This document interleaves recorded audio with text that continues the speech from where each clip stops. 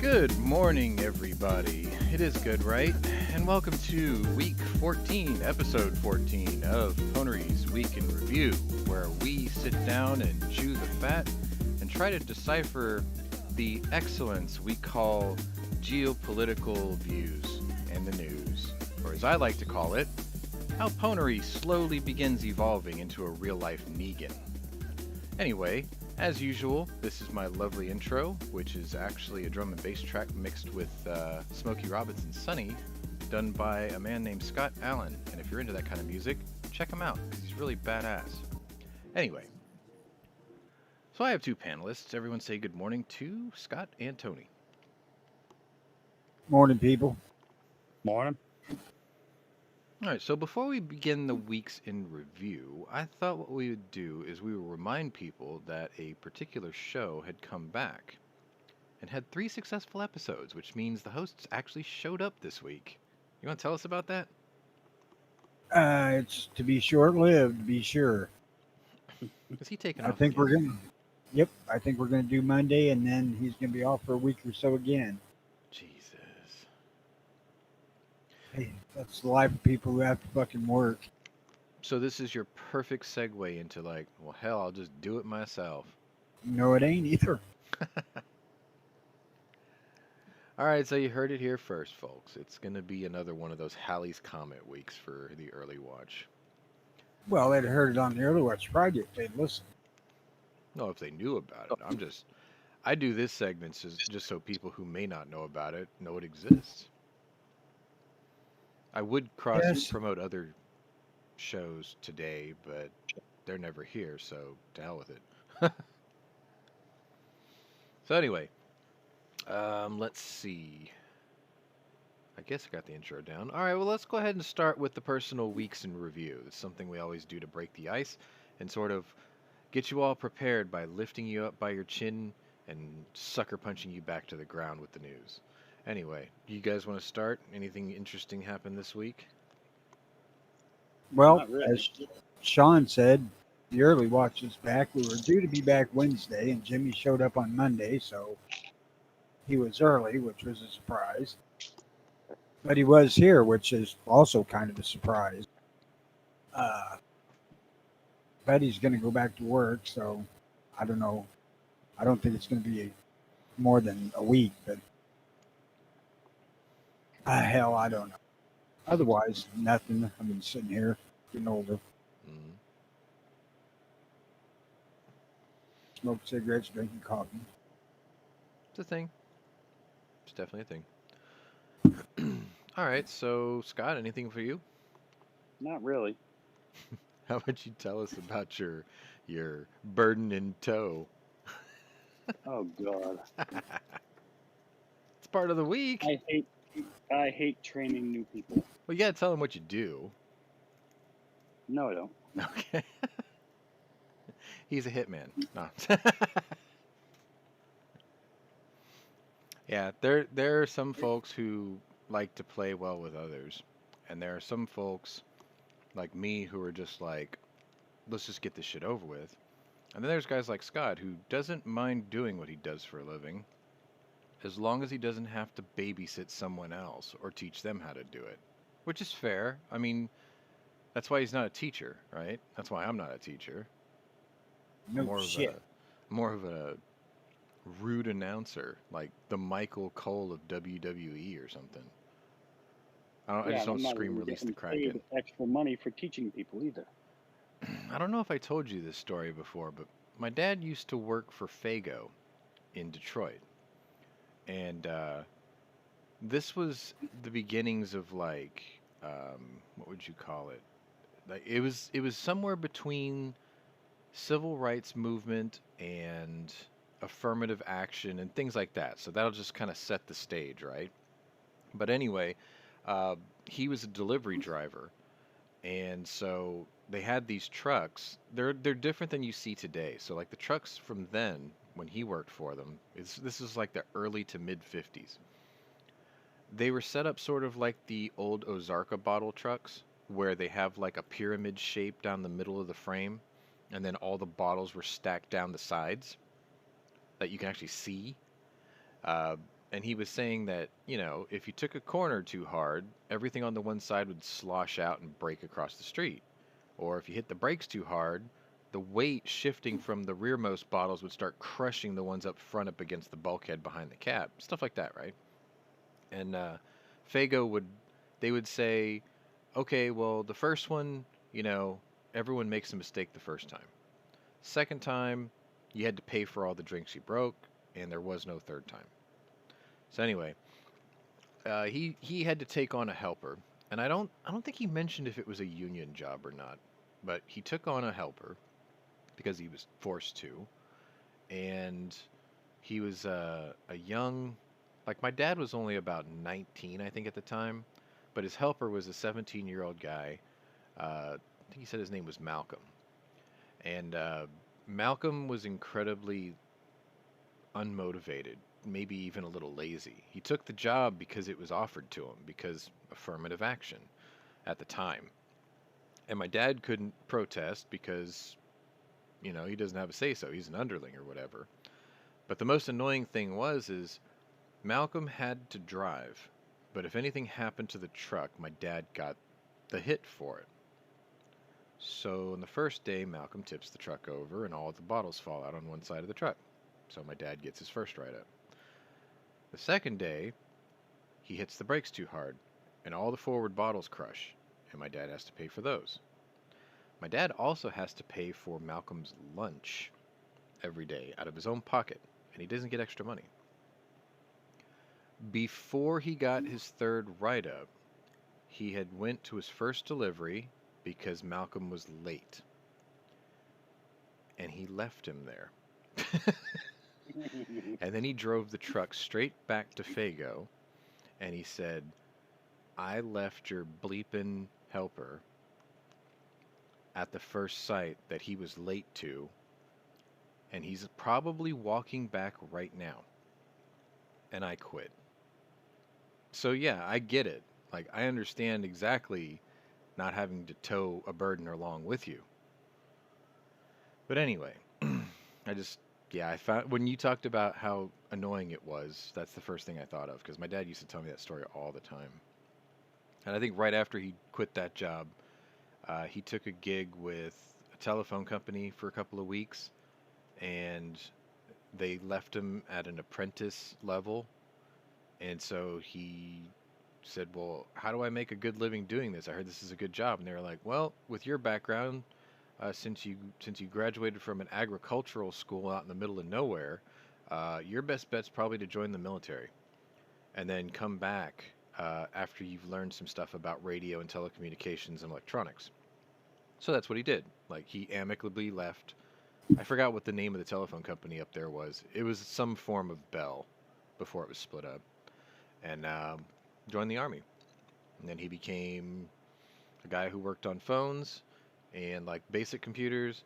And then when the need didn't require it, then he got switched over to infantry.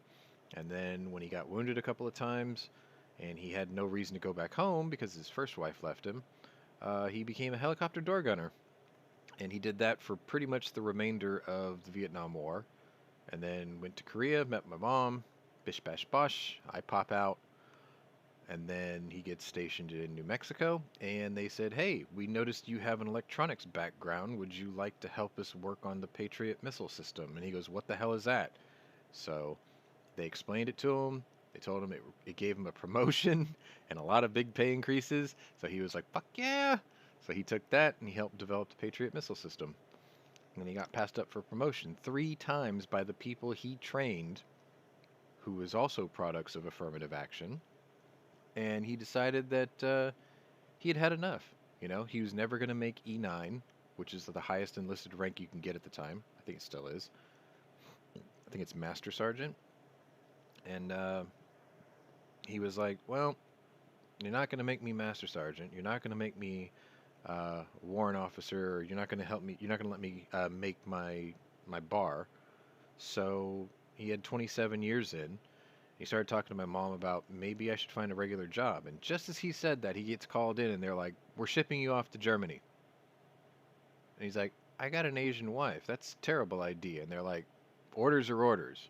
And he was like, you shove your orders up your ass. I'm out. He's like, start my paperwork. I want to retire. And they looked at him and they said, you're 3 years shy of 30 years. And he's like, I don't care. I'm done. And the base commander's wife was like the secretary of the base at the time or whatever. And she come running over and she told him, she's like, don't worry. I got this. She told my dad, she's like, I'll get you out of here at the end of the month. Because they were good friends. She helped my mom learn a lot of English too. So she got my dad out in 30 days. And his base commander, who wasn't the one who actually gave him the orders to move, he called my dad in the next day and he said, my wife says that you're leaving us in 30 days. And he goes, yep. And he goes, guess you're going to need to find a civvy job, huh? And he's like, yep. And he goes, take the month off. Go find yourself a good job and good luck. So he didn't have to do any work detail for the next month.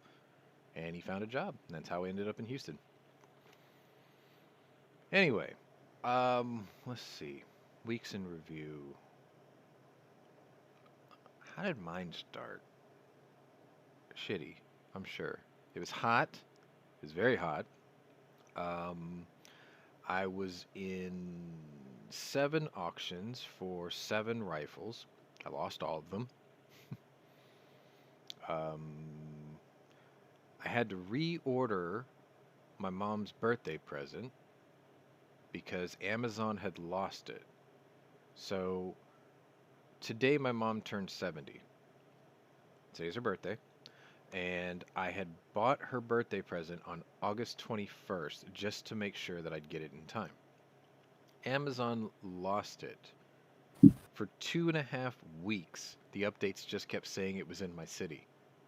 But it never made it to the last depot to be delivered because it goes to Houston, then it goes to Katy, Texas, which is like 10 miles west of me, and then it goes to Sugar Land, which is 5 or 6 miles south of me, and then they deliver it. It only made it to the Houston part, and it moved around to the Houston part for 2.5 weeks, and they were like, your package might be lost. Okay. So I just grit my teeth and waited a week just to make sure. Then I canceled it, got my refund, reordered it. 2 days after I ordered it, it said, your package may be delayed. I'm like, bullshit. It showed up yesterday. So that got done. Lost all my auctions. Finally had a payday. See, my life is actually worse than the military. I think in the military you get paid twice a month. I get paid once a month. So it's one lump sum the first of every month. Kind of like you Social Security guys, I guess. Anyway, I planned on buying the lead or powder coated bullets so I can load my Swiss Vetterli Vitali. They're sold out.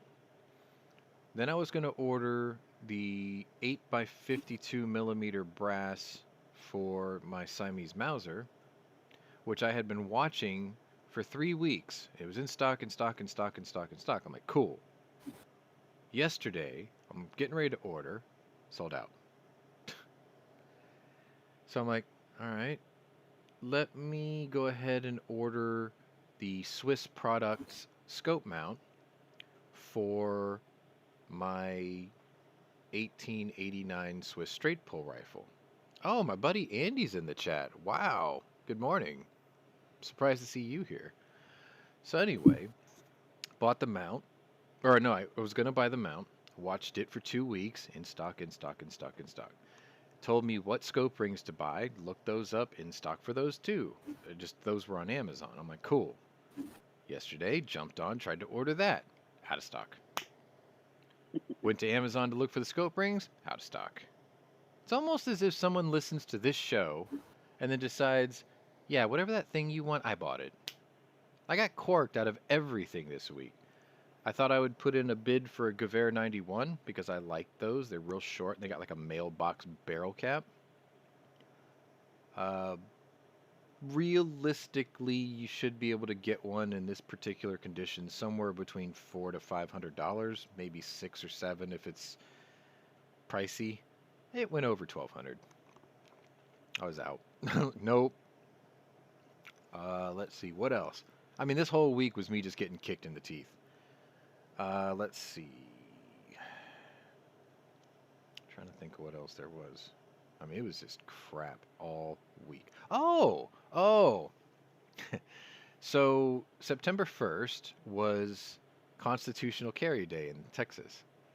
So if you are on my social media, you probably saw it, but I decided that I was going to start small with constitutional carry. I didn't want to spook anybody, right? Because, it was blood in the streets and there was going to be Wild West shootouts everywhere and drive-bys, around every corner. And cops are going to be out there with their hands in the air and, AR-15s on their shoulder, ready to just take us all down. So I started small. I started Men in Black small. I carried my noisy cricket. And not very many of you know that I had this, but I own a Beretta Jetfire, 25 ACP. Tiny little thing. I think you can only get like 2 fingers, one finger in the trigger guard and like your middle finger on the grip and maybe just a little bit of your ring finger. But I watched an old Such video years ago, and he talked about those, and I thought, oh, that's kind of cool. It's like a 92, but 10% size. So I bought one, and it fits in the web gear pouch of or for handcuffs. So I carried that. Let's see, that'd be like 1:30-ish carry, maybe 2 o'clock. But yeah, I got in the car and I took a selfie, down at my hip, and I was like, my Men in Black noisy cricket carry. Second day, I decided that, I was going to stick with Beretta, and I was going to carry my Beretta 81, which is like a 92 at 40% or 50% scale. It's in 32. It's huge for a 32. And got all strapped in, started to walk, started feeling my pants drag, and I thought, man, this little thing's heavy. Plus, the grip is about 3 times thicker than a Glock 42X. So it was kind of uncomfortable. And so what I ended up doing was carrying the 42X on the second day. And then yesterday, just for shits and giggles, I carried I think Rick calls it his pimp gun, which is funny because he got his after mine, but he seems to be the one that's known for it because he talks about it all, or used to talk about it all the time.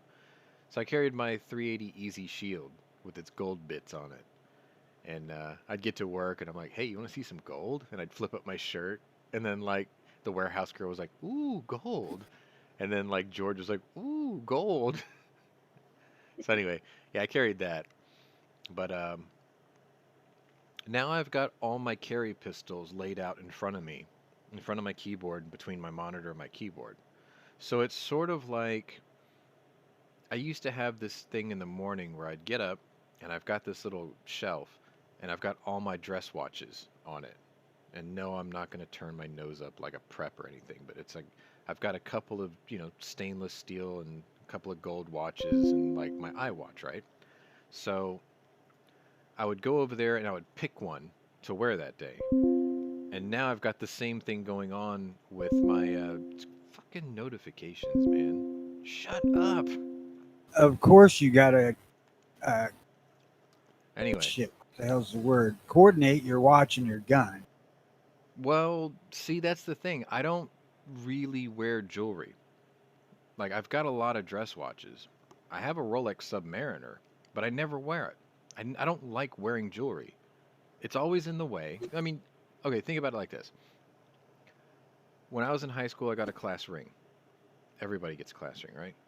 I bought the biggest, most ostentatious, vulgar, bright 14 karat gold, just chunk of just knock your mama out size ring. And I think it looks cool, but I don't like wearing it. Because at the time, I was a dealership mechanic. And you know darn well what happens to a ring if something gets pinched, by heavy machinery. So I never wore it at work. Same thing with watches. I made the mistake one time. I had a pretty nice, I think it was called a Croton back then. And I think I was doing like an alternator replacement or something. And I reached down, it was real down deep into the engine. And I'm pulling the bolts out, and that was no problem. Every once in a while, watch would like smack up against like a serpentine belt or something. And once the alternator was loose, I grabbed it, started pulling up, and the whole face of the watch caught a pulley and just scratched all the way up the middle. And I thought, well, that was dumb. So I stopped wearing watches to work. So like, I don't really do the jewelry thing. I have it, but I just never use it. And then when I do go somewhere nice, or if I go on a date or something, I'll walk right by them and not even give it a second thought.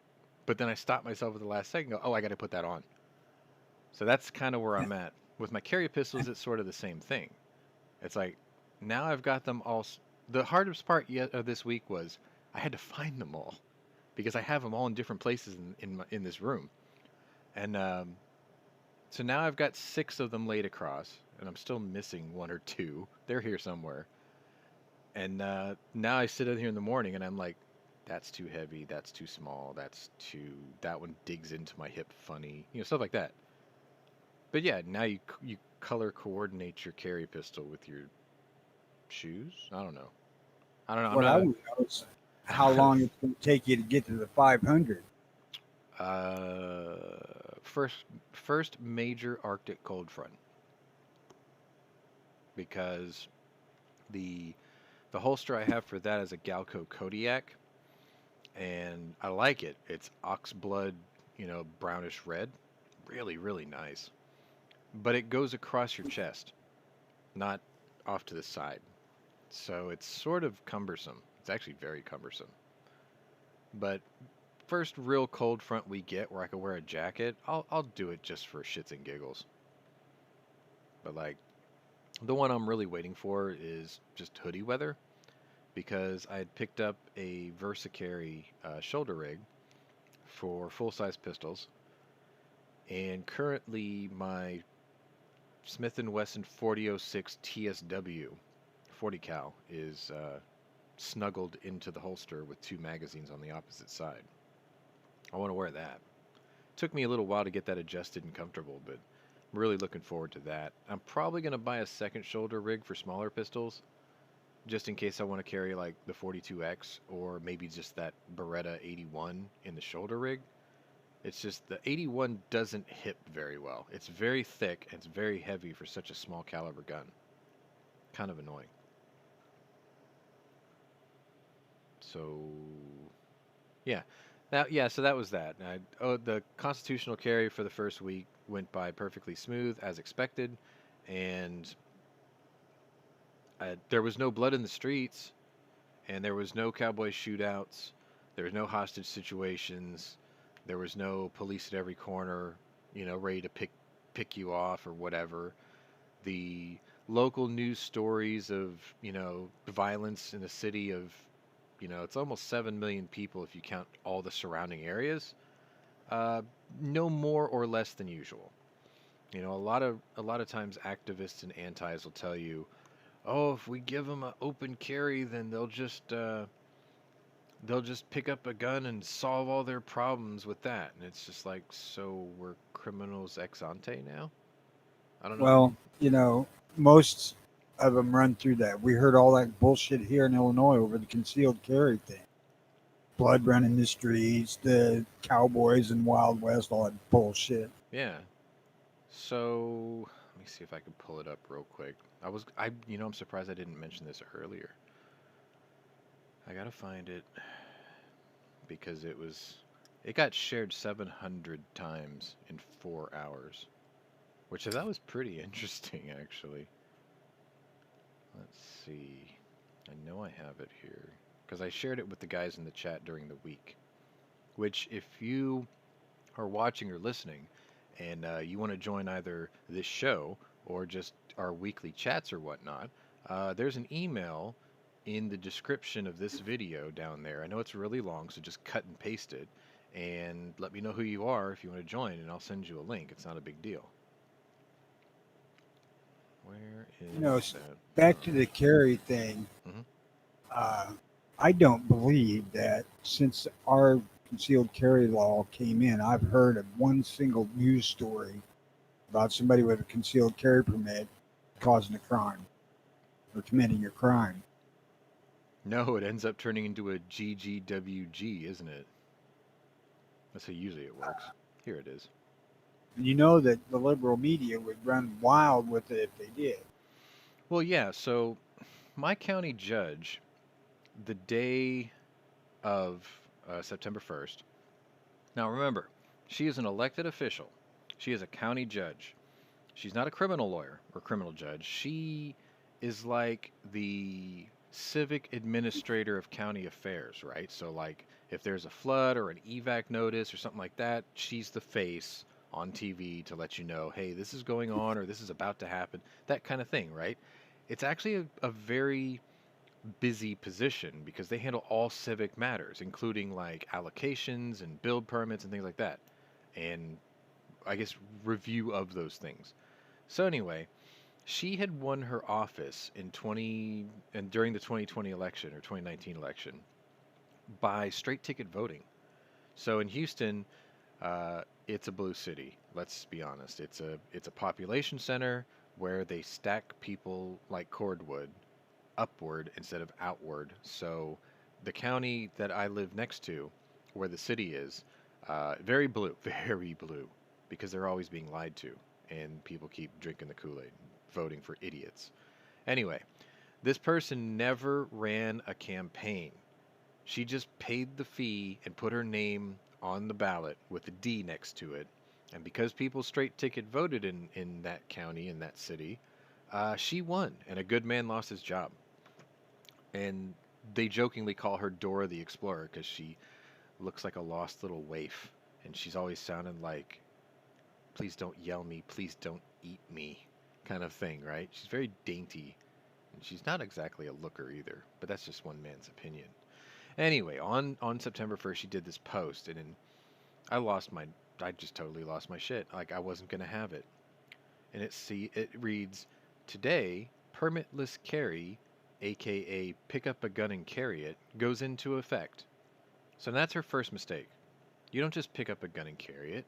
You buy it, you fill out a 4473, or if you have a concealed handgun license or a license to carry, you had done it back then to get one. So you don't just pick up a gun and carry it. That's her first mistake. And she's already showing off that she's immature and peevish. This doesn't make us safer. It makes it easier for people to settle their scores with gunfire. So now she's basically just saying that we're all irresponsible and we all turn to violence because we are holding a talisman in her eyes. Here at the county level, we'll continue to lean forward. Lean forward?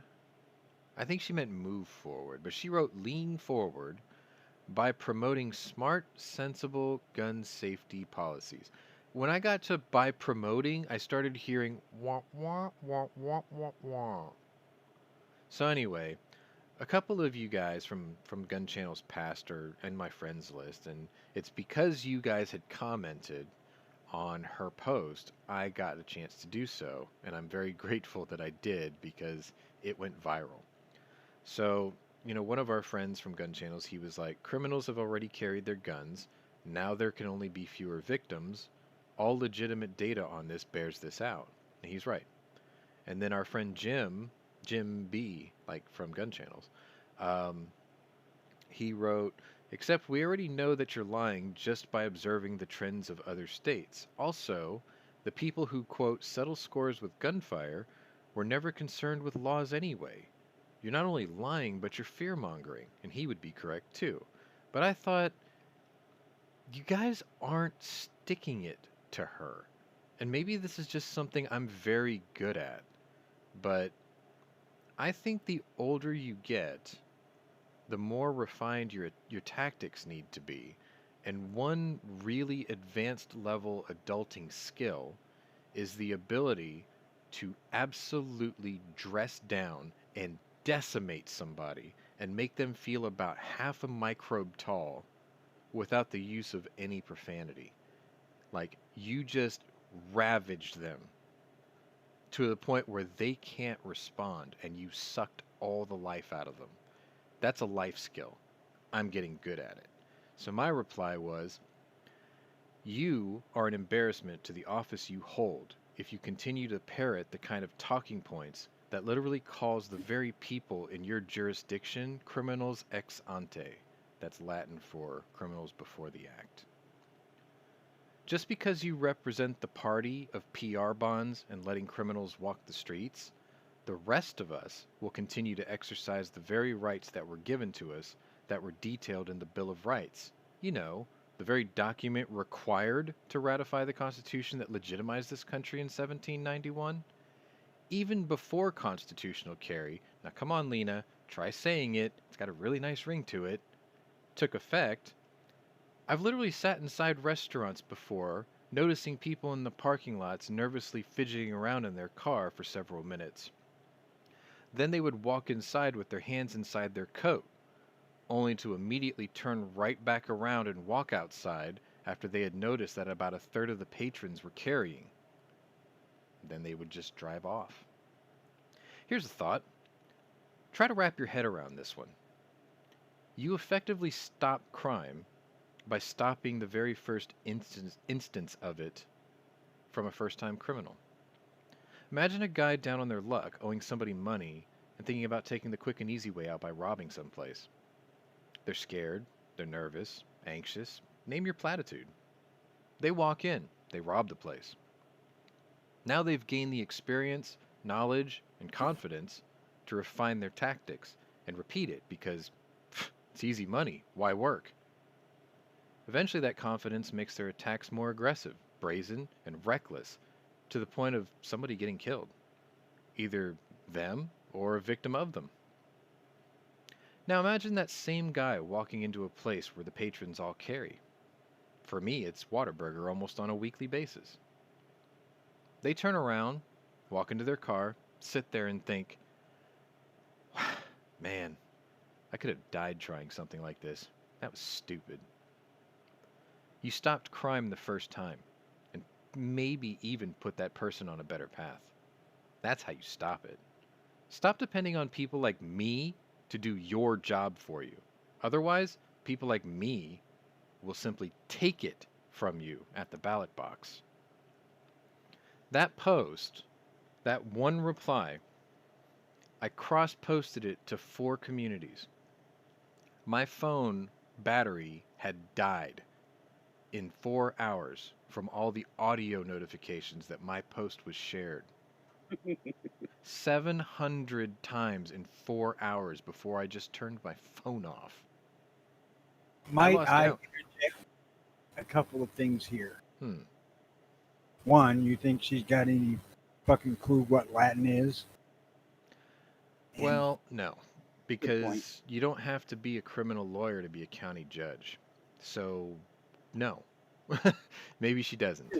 But I just wanted to basically flex my intellect a little, I guess. 2, liberals are not notorious thinkers. They're not thinkers at all. They're emotional creatures. They're Talk- reactors. I think it was a great post, but not specifically for her. Right. And see, that's Maybe the the thing. reaction works. I didn't write it for her. I wrote it to her, yes, but I didn't write it for her. What I did was, my intention was to write it for everybody else who feels the same way, who may not have mastery of their words or their emotions to put down to paper without screaming vulgarities or throwing a brick through their monitor because they hate what they read every day. That's what I did it for. And I think if that Well, was the case, mission accomplished. that's what I was going to say. I'll suggest you had mission accomplished there. So I added a caveat to that post when I cross-posted it to a couple of the communities I'm in, because I said, now before you guys all start telling me that I should put my name on the ballot and run against her, which I am not opposed to doing, I can't. Because I don't live in, first of all, I don't live in the city of Houston proper. I'm 27 miles out of it. Also, I don't live in that county that the city is in. I live right on the other side of the border of it. I could walk 5 minutes outside of my door and then be in that county. So technically, I can't run for that seat because I don't live in it. But you know what? Neither did Sheila Jackson Lee. Neither did Maxine Waters, so maybe I should, right? Why not? You want an excuse to move. I just want to wear that cool polo shirt that's got the seal of Texas on it. And they'll just be like, "That's a man with a position of authority." Right. And he's not abusing it. And then they see her and think, well, what were we thinking? Yeah, what's this? It's like, "Oh, I'm sorry, little girl. Did you lose your way from nursery school?" Because that's what she looks like. She's like 5'2" and just like she looks like she's always like the sickly child, and she's scared that everyone's gonna squash her like a bug. I'm like, why did you sign up for this job? You have to be out there every day, and yet you're afraid to show your face in public. I don't know. She's a puppet. She's got to be a puppet. She's a puppet for our Probably mayor. did it as a joke and Yeah. didn't expect to win. No, I think you're right. I honestly do. I looked for days after the election just to see if there was any stories about her or campaign things. Nothing. Nothing. She applied. She got her name on there. What I can compare it to is Othias from Sea and Arsenal and his take on how to bid on Gunbroker. It's the same thing. It's just put whatever you want out there and walk away. And if you win, you win. And if you don't, no big deal because you didn't put a lot of thought into it. You just did it and walked away. Same thing with bidding on Gunbroker. Put in the maximum amount you're going to spend that you're willing and walk away. Because the thing is the system will incrementally bid up to that amount for you, right? And truth be told, her Facebook and Instagram posts are the exact same way. She only uses those as a way of like carpet bombing the office. And if you know what I mean, next time you sit in an office and somebody walks by at a slightly hurried pace, and then you go, that guy just fart? That's what carpet bombing is. People walk very quickly through an area and just on the way through the room and just leave their stink behind for everyone else to have to deal with. I guarantee you, she does not answer her social media. She just dribbles her crap and walks out the other side of the hall and just leaves the stink behind. And I think that's what most public figures do with social media. They're not actually interacting. That's what YouTube is for. That's what we're here for. We interact. We'll fart. We smelt it because we dealt it. Anyway, where was I going with all that? Oh, that's right. It was just personal weeks in review. Recap. Didn't get bullets for 2 calibers. Didn't get brass for 1 caliber. Lost 9 auctions. Didn't get my scope mount. Didn't get another turret head for my Lyman All-American 8. Dog finally got out of heat, so I'm starting to get some semblance of normalcy back at the house.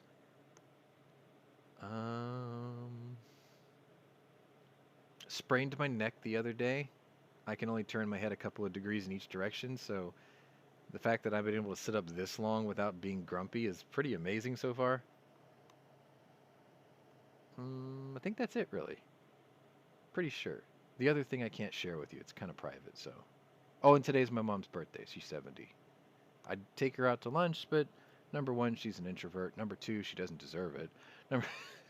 Number 3, the place that I would have took her to was bankrupted out of business thanks to COVID. Because COVID. And even if I did find another place to take her to, she wouldn't go. So she's like the worst person to buy gifts for. I bought Happy her. birthday, Sean's mom. He wants to put you in a home. Yeah. Everyone say happy birthday to the dragon lady. All right. So, yeah, I think that's pretty good. 40 minutes of the week in review, just personals. That's cool. So, Hey, I get it, man. I put mine in a freaking home. well, Then I pulled the plug on her when, it was time for her to go. on the real, one of our friends, both of y'all know him. I'm not going to call him out by name because I'm not aiming to embarrass this guy, okay? I like him. He's a good friend of mine, and I hate to see him go through this. But he's in a situation where It's 3 against 1 in his own home every single day. There's no respect for him in that house. He's a doormat to like his own family, and he has a heart condition, and he's hypertension and blood pressure and everything. And it's like you are surrounded by the things that are slowly killing you. And I feel really bad for him to the point where I sent him the information for a place called A Place for Mom, which was that like healthcare assisted living for elderly folks that Joan London has been doing on the news lately. She's been sort of shilling for it, I guess. But he was like, I can't afford that. So before he could say something like that, I sent him all the information, including the fact that uh, they skim the person's social security for the fees. Now, I looked up what the average cost of assisted living is, and it's $300,000. I don't know if that's for the entire time or per year or what, but I looked that up and I almost fell out of my chair. And then I looked at that A Place for Mom thing, and it was like, oh, well, if your folks are on disability or Social Security and you bring them here, what we do is we set up the payments garnishing off of that because now they don't need the full amount to do whatever they do because they don't have rent to pay or food bills. Or it makes sense. I get it. As long as they don't leave you completely penniless and you have a little bit of spending money if you're active and they take you places like on a tour bus type thing, I think that's perfectly fine. And he needs it. Like I was like, yo, get your mom in that place and just get on with your life because she's trying to play like the queen matron of the house, and it's like, no. I think that's why he and I see eye to eye so well, because he and I are in the same boat. We own our home, we took in our folks, and we're trying to do right by them by taking care of them. And then they sort of shit in your Wheaties every morning thinking that you're still their child, trying to dictate your house. Like, that don't fly. When I was engaged, I used to bring my betrothed here, and like, sometimes my mom would say something, and I'm like, let's get something straight. You're a guest here. You're my mother, but you're still a guest here. You don't get to say these things anymore. You had your chance when I was living under your roof.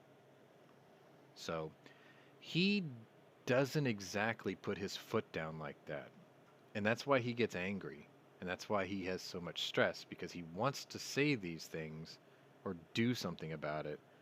And he just keeps thinking of consequences instead. Oh, what if my wife leaves me?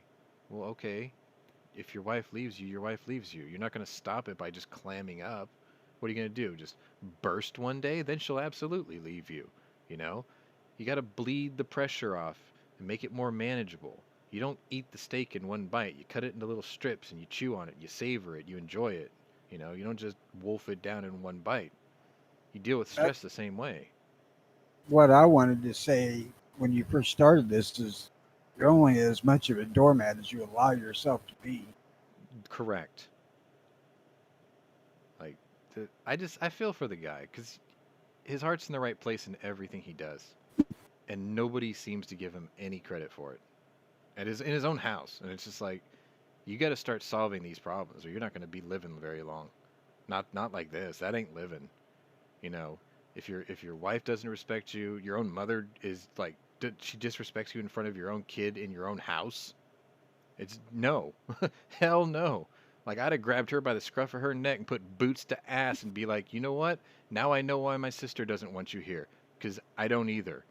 Get the step in. Just fuck off. I would do that. There's a there's a game.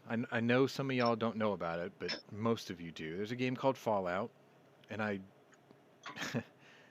it's my fantasy of what the future's going to be like. And it's a bleak future, but I think I would thrive in it. And there's a book in the game that's very crudely drawn. So it's yellowed and ancient paper because, you know, the basic premise of Fallout, giant mutual assured destruction nuclear war. People went underground for sometimes centuries. generation after generation living under there for centuries, people finally started coming out and rebuilding the world. Okay, so everything is broken or old or derelict, and you just have to make lemons out of lemonade or lemonade out of lemons with what's left of the world. So you find these crusty old books and things, and you rewrite them, that kind of thing. There's this crusty old book called Tales from a Junktown Jerky Vendor, and on the cover is a picture of a woman in chains in a cage being dragged away. You don't see the person dragging him away. You just see the cage wheeling off to the, off to the side of the page, and you see a baby wearing a diaper that looks sort of like the baby from Who Framed Roger Rabbit, counting money because he had sold his mom to the slavers. And that's kind of where like he's at in his life right now. It's like you need to sell her to the slavers so you can go live your life. and, and if your wife starts giving you too much lip, sell her too. Anyway, I felt bad for him. All right, so how about we maybe get into the news? Does that sound good to you? Like, should we do that? We've kind of dicked around long enough, right? Yeah. Okay, let's do that. So this week, guys, I've got 6 stories for you. I try to stick it to 5, and then like one make you feel good, because you get beat down, beat down, beat down. Someone's got to pick you back up, right? Well, last week it was all beat down. This week, I hate to tell you this, but it's more of the same. But on the plus side, 2 of these beatdowns were given to us by the lovely island tropical paradise known as Australia. So we're going to make fun of the Aussies today, sort of. Actually, we're not making fun of them. We're going to pity the Aussies today. We're going to start and finish the theme of this week with Australia, right? And so yeah, first story I want to get into is actually I don't think it is in Australia. No, the first one takes us to a far off land called Middle Earth. Wait, I don't mean that, do I? No. I mean, I'm going to take you to the land where Middle Earth was filmed for the Hobbit movies, New Zealand. And the question I want to pose to you guys, number one, is are you guys retarded? Because if you know you have an ISIS terrorist living in your country and you have been surveilling him for who knows how long, why did you not detain him and interrogate him and possibly deport him before he decided that he was going to walk outside and stab 6 people in a country that doesn't allow gun ownership for its citizens? So, yeah, an ISIS terrorist living in New Zealand who had been under surveillance by the constabulary police, I think that's what they're called, were forced to gun him down and kill him anyway because he had stabbed people to death. 6 people. Okay? So the question I have to ask is, do we need more knife control? Do you need to sign a background check form every time you go to IKEA to buy yourself a kitchen knife set? Do we need waiting periods for cutlery? Are sharpeners considered NFA items because they're an accessory to a deadly weapon? Only in New Zealand, I guess. But see, stories like this, what they do for me is they remind me that individual people are beautiful and brilliant and intelligent and can achieve wonderful things. But humanity is fickle, emotional, feeble, and downright stupid. Because people collectively, not all of them, obviously, otherwise you wouldn't be here, but collectively, dumb people um, buy into the notion that it's the fault of the tool and not the idiot wielding it. So you could ban guns. They did. And this is exactly what happens when you ban guns. They just go on to the next tool. Now it's a knife. In jolly old England, they've even restricted knives. So then you get guys who smash people's heads in with hammers, waiting at the tube, which is the subway system, right? People have been attacked with a guy with a hammer. Or if you're walking across Tower Bridge and a guy uses a 4 to 6,000 pound fueled missile, also known as a Ford Transit van, and just runs people over on the bridge, killing several, wounding multiple people. It's not the tool that's the problem. It's the intent of the user, which is why, when I talk to antis, I always point out that the the pro or the anti-gun people always try to label the gun as a sword. It's an offensive tool. And let's be honest, in correct hands with the correct intent, it is. But for people like us, you, me, everyone on the show, we don't look at it that way. We look at it as a shield, not the sword. Because we always say it. If we're going to meet our maker or our aggressor, we want to be on equal footing with that aggressor.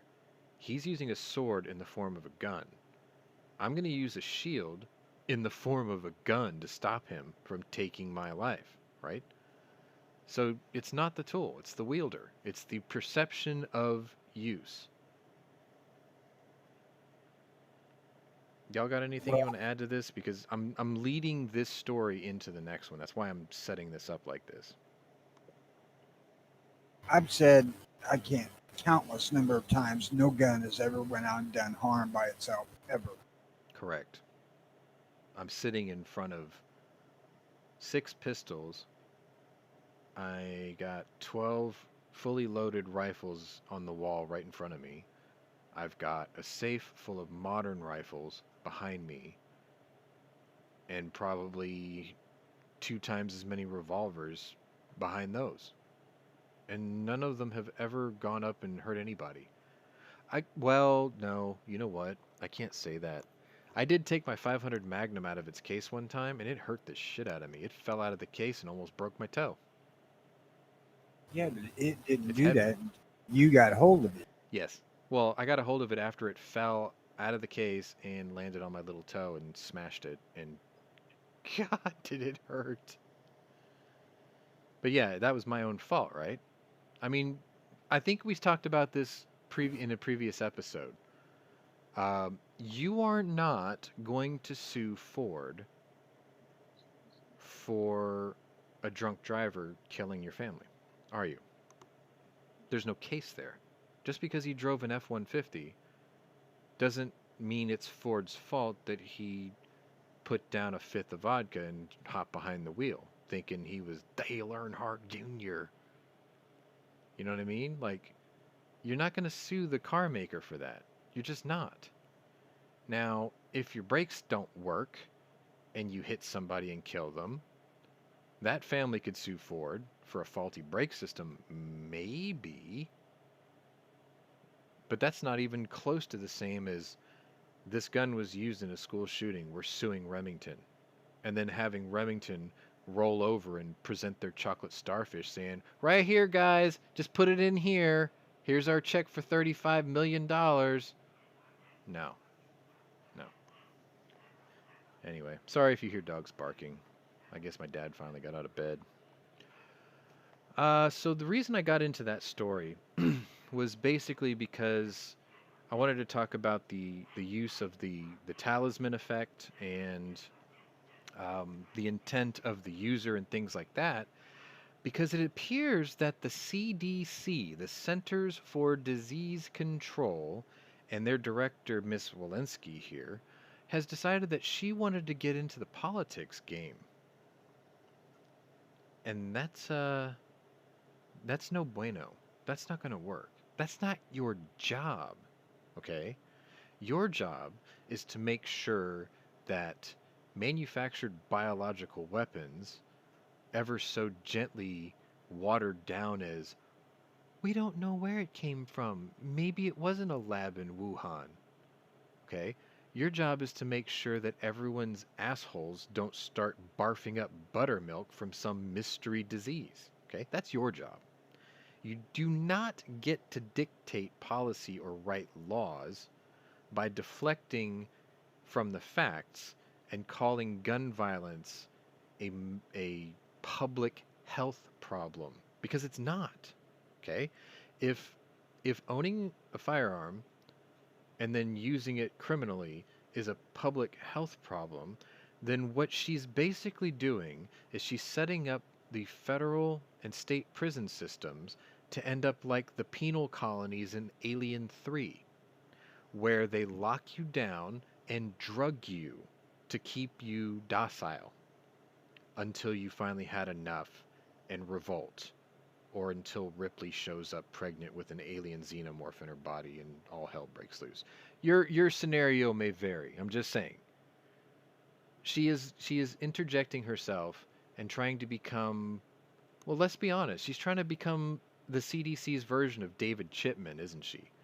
She's trying to make an entity become a law-bearing body. And that's just no bueno. That ain't gonna work. Thoughts? It's typical political bullshit. I mean, she ain't the first. No, but she's the first at the CDC, you see. Before, we would always say, well, the ATF is overbearing, they're not a law-making entity, and yet here they are making laws. How did we let that happen? They water it down under the guise and auspices of, well, it's just a reinterpretation which can be applied to an already existing law. No. No. Rolled up newspaper right across the nose. No. I still believe that if you want to save a lot of your tax dollars, maybe you should all start writing your leadership, and maybe you should all start suggesting that we abolish the ATF. I mean, think how big the ATF is. Think of how many people work for it, in it, for it, spin the narrative for the media of it. How many people are on the payroll at the ATF? Now imagine if you got rid of all of it. How much money would you save? How much money would the taxpayers save not having to fund it? But Pwnery, if we get rid of the ATF, who's going to do their job? Well, who did their job before the ATF existed? Let's break it down. Bureau of Alcohol, Tobacco, Firearms, and Explosives. Okay? Alcohol and tobacco used to be regulated, taxed, regulated, and monitored by the Bureau of Weights and Measures because it dealt with interstate tax. If you go to the gas station, and I know I've talked about this before, but I'm just going to use it for an example.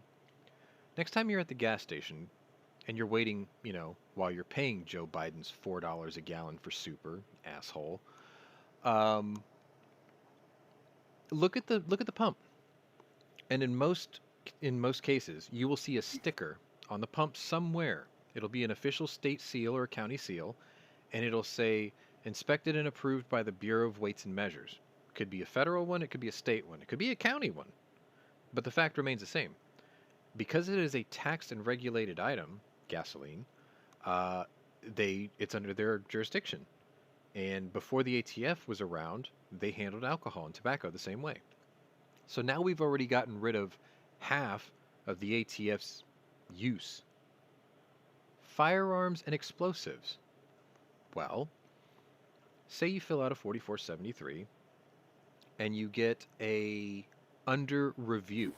So on a 4473, you get 3 different types of responses. Proceed, deny, under review, or further review, or pending further review. I forgot the actual wording, but it's something like that.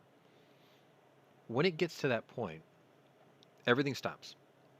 The FFL says, sorry, you're under review. You've got two options. You can just walk away, or you can wait until we get a reply from the FBI. And if they look into you a little further and they say you're okay, you can come back and pick up your weapon that you paid for or that you did the background check on. And you're like, okay, cool. Now we've got firearms and explosives, which already get handled by the FBI anyway, right? Now the ATF has no purpose. But Pwnery, if you get rid of the ATF, that's just going to make more work for the FBI. Well, guess what? What the fuck are they doing every day? Give them something to do. Earn your paycheck. Suck it up. So now, there you go. Now we have no use for the ATF. And because people like me have been able to disassemble and take down categorically how to get rid of them, somebody else has to be an overbearing twat waffle. Enter the CDC. Now gun violence is a public health problem. I'm feeling pretty healthy today. You guys? You good? Y'all good? I mean, in the morning, Yeah, I the get more up. guns I have, the healthier I feel. Yeah. I feel confident. You know, every morning I wake up. I've got a pretty nasty neck sprain, but I mean, every morning I wake up and I'm a little drippy and clogged up because of allergies or whatnot. But I mean, hell, I got up 3 hours ago. Everything's working now. You don't hear me clearing my you don't hear me clearing my throat every 20 minutes. I mean, I've already popped like 50 cough drops, but whatever. I'm clean now, right?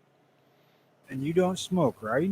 No, I quit about officially I quit probably 15 years ago. I snuck a cigarette in every once in a while, but I haven't even done that in a couple of years. But yeah, I mean it's not a public health problem. You are just being an overbearing little twat waffle, and you need to just shut your mouth, put your nose into your work, and let us get on with our lives. Thank you. All right. Sorry. That was probably overkill. Well, I'll tell you just one little thing on that. We're going to look at this as a health crisis, Sure. and we need to look at who's committing the acts. That's racist. You can't do that. Oh shit! I'm parroting. Don't take what I'm saying seriously. That You know, the funny thing is how they were watching this guy. Yes. Reminds me of a situation that happened about 20 years ago.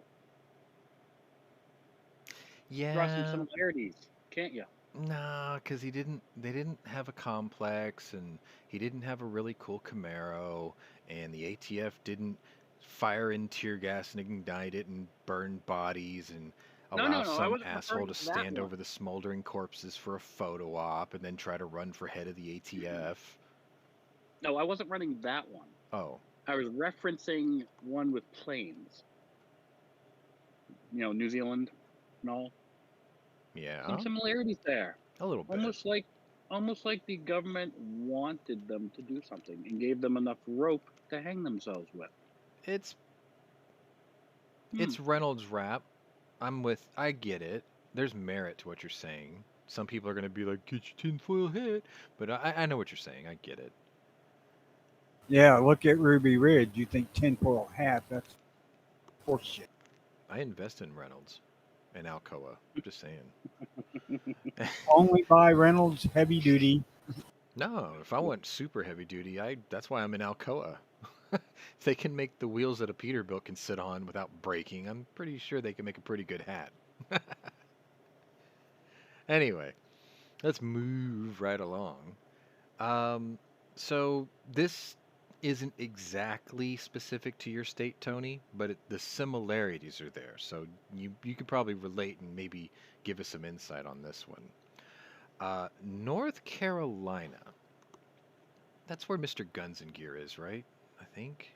Anyway. He's in North or South Carolina. He's in one of them. Yeah.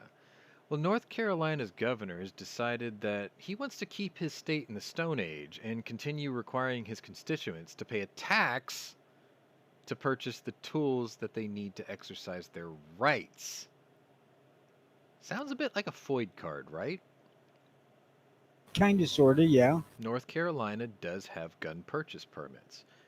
And I have to wonder how few tax revenue generating things does that state have that they would have to require you to have a license to purchase? And what purpose does that serve? Because you have the license, and yet you still have to go through a background check even afterwards. And then you have to get a CHL after that. So you're double taxed? That doesn't Triple. seem fair. At least wise here, you have to get the permit to buy it. Uh huh. Then you have to get the background check, which goes through the same here because it's the state. Right. We don't send ours in. Then you have to get the freaking concealed carry permit. Another tax. Let's not forget the sales tax you got to pay on every friggin' thing. 4 times tax. I don't believe there's anything in Illinois you can get that ain't taxed. Laid. Oh man, I thought you would have jumped on that one. That's much more expensive than any taxation. I think you're right. Maybe I might have missed the mark on that one just a bit. There's a saying, but it's pretty vulgar, so I'll save it. Okay. Well, anyway, yeah. North Carolina has vetoed the bill that would have eliminated essentially their version of the Floyd card. So remember that man's face, and remember the next time you see him run a commercial next year during probably what will be his re-election campaign. Maybe write him a nice worded letter, keep the vulgarities out. Think think about anytime you have to write a leader, mayor, congressman, senator, president of the United States, whatever. Remember this episode. Remember my comment to my county judge. Be inspired to try to write like that. Because the saying goes, you attract more bees with honey than vinegar, right? Well, you will hold their attention better if you don't spew vulgarities and short little 4-letter words constantly. Show some eloquence in your Think about savagery. this. Think about this when you're considering writing a letter to these politicians. You're writing letters to lawyers. Mostly, Most of them. mostly yes. The way I like to look at it It- is wield the pen like Hannibal Lecter wields a scalpel. Be eloquently savage in your approach. Be the But also gentleman psychopath. end up like he wields his fork and be sure you eat them. Yeah, yeah, prep them at the table because your intent is to devour your detractor. Maybe that's true. It's just I love using Hannibal Lecter as an example of controlled chaos and eloquent savagery. You can be the gentleman psychopath if your cause is just. And you're not a psychopath then, are you? You're an empath. Anyway. Well, that kind of makes the analogy to a wood chipper seem kind of fitting. Hey, I'm just saying accidents happen, man. People trip over a log that feeds them right into the wood chipper. It's not my fault. That's no better example of controlled chaos. Yeah. Well, oh, damn. Damn, that reminds me. I totally forgot about that. I was going to start off today's show with welcome. I'm coming to you live from the NRA show that wasn't, because I am in the city that it was hosted and extorted from and canceled. But anyway, I missed my opportunity. It's all about timing. Anyway, let's move along, shall we? I titled this one Move Over Lambda. So this is one of my local stories. I know I'm not scrolling down for these. I'm just showing you, the headlines or whatever, but I'm sort of paraphrasing them as we go along.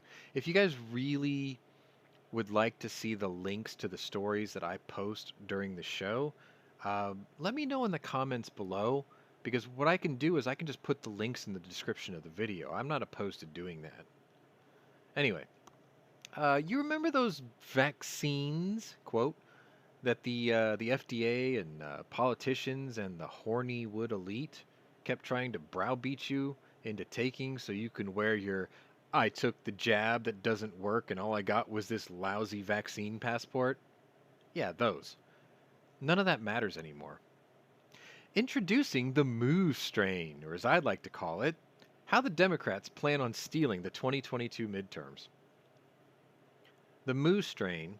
Now, some of y'all don't even know about this because your local news was probably peddling the Delta variant. Woo! Right? Remember that? You remember Delta? Woo! Um, y'all didn't know, but there was one in between called Lambda, and the news buried it because they like to go from crises to crises and try to ride and beat that horse dead long enough before they have to move on out of necessity to keep their ratings going. I mean, Delta just died when the Afghan pullout failure started to take over the news, right?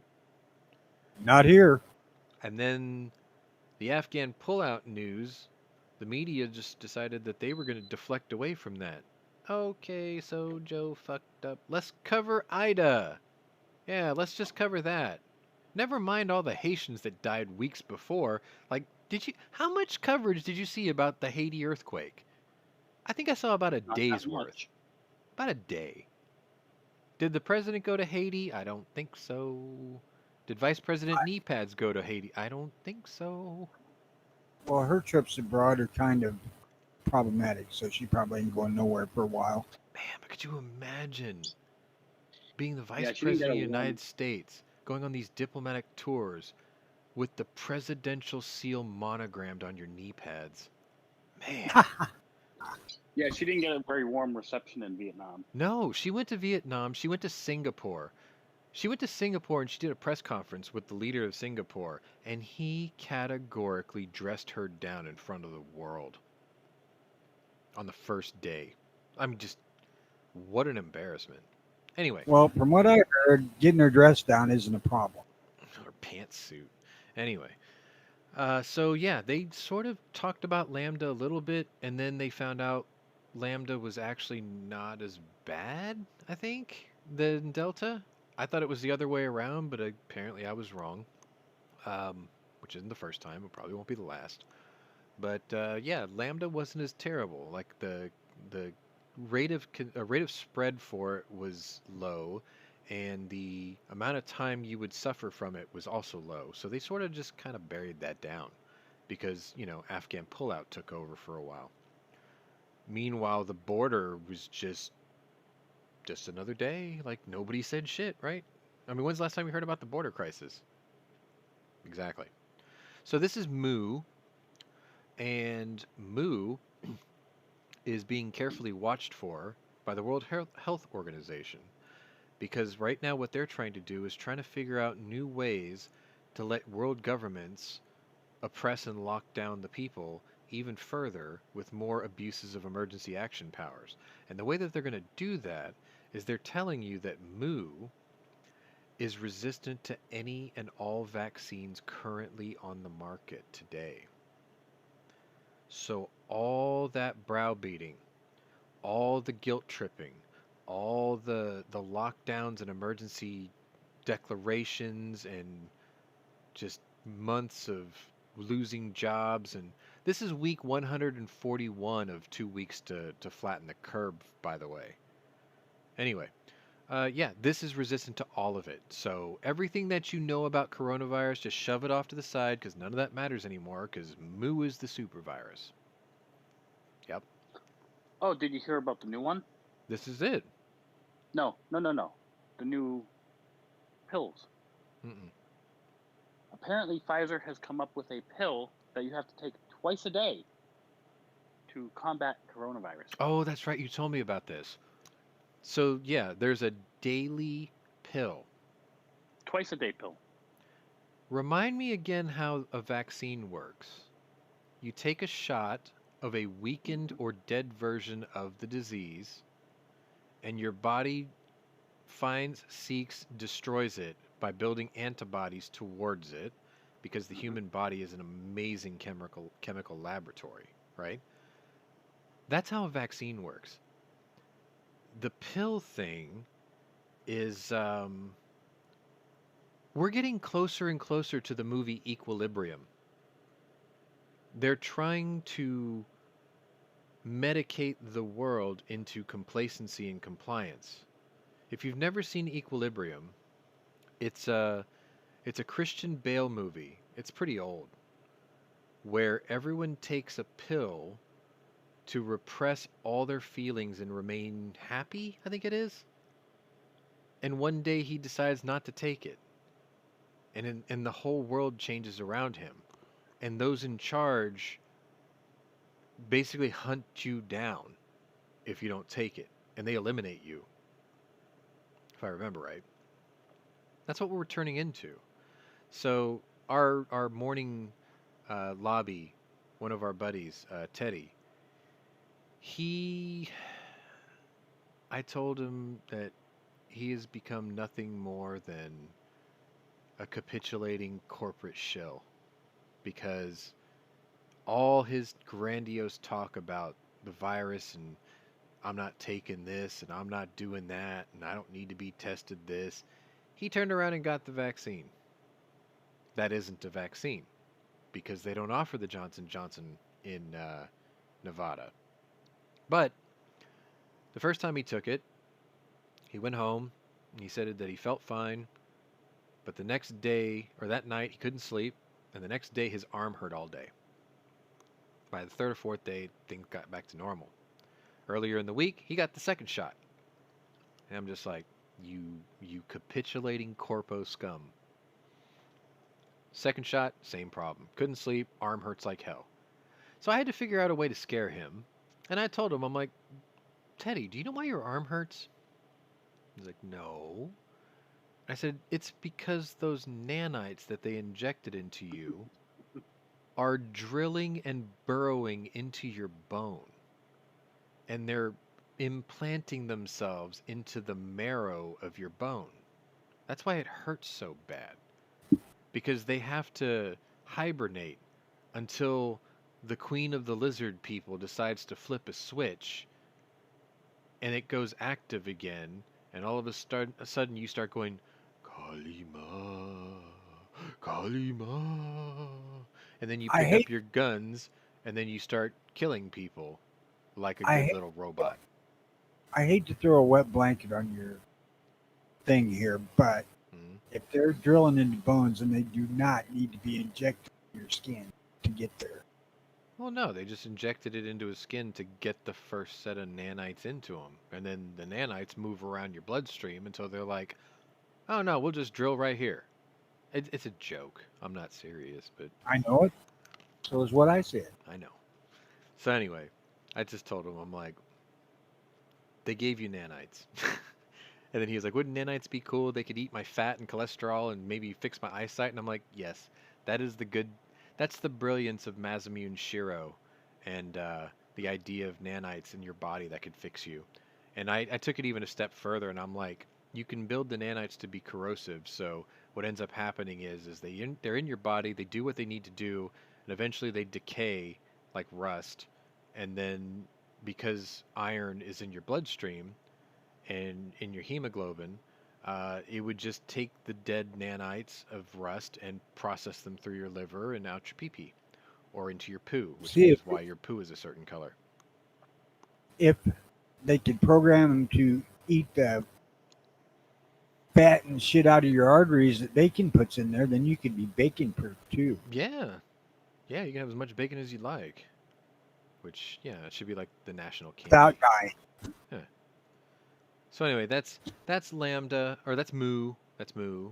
And moo is the new, thing to be scared of, and it'll be the new reason why we have lockdowns, and it'll also be the reason that I'm about to get into a rant, because I had told people back in March or April that there will be another round of stimulus checks, and I was a little bit off the mark But now that I see how it's playing out, maybe I was right all along. I told people that the next round of stimulus checks would not be discussed until September, and here we are.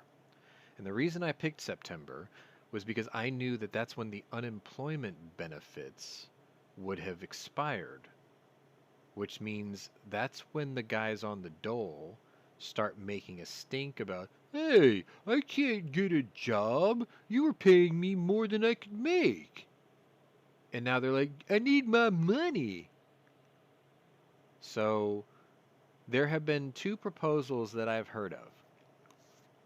One was because of the American Rescue Plan, if you are an adult and you have children, dependent children, or are a caretaker of the elderly, and you can prove it, you can apply for a stimulus payment of $8,000 per dependent. So basically, if your loins were more productive than somebody else's, or if you are taking care of elderly people, which I am, sort of. Like, my dad makes more in retirement than I make for a living, but whatever. That's probably why I would be denied. Yeah, you can get on the dole for the tune of, up to the tune of $8 grand per person. I think there is an upper limit, but it's like $32,000. So you can have 4 dependents. Not bad, right? So that's the first way that they were farming for votes, by bringing back the people on the dole, bringing them back around to the D, to the big blue D.